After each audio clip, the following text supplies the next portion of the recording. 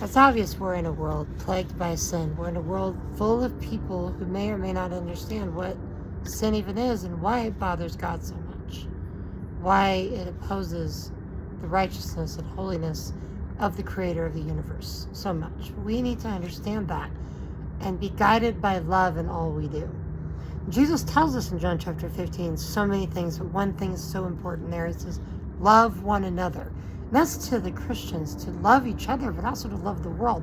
But that the world will know that we are Christians by our love.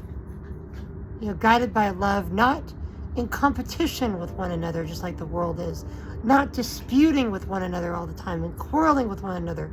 Having unity over rivalry, trusting one another over being suspicious.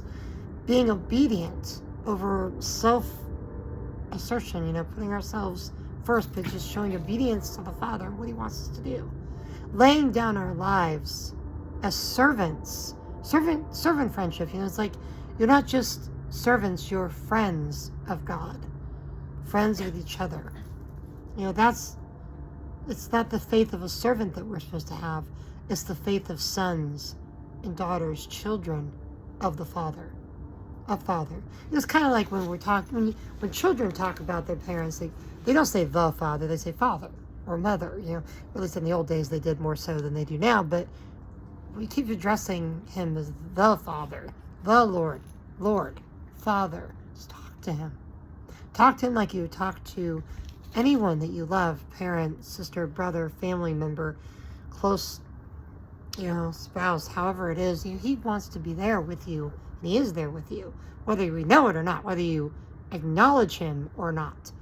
God is always there with you, at your side, in anything you're going through and all things you're going through, the joys and the trials of life. And we'll get to the trials in the next section of John chapter 15 to the end. Talks about the world hating you because you're not of the world when you're with him.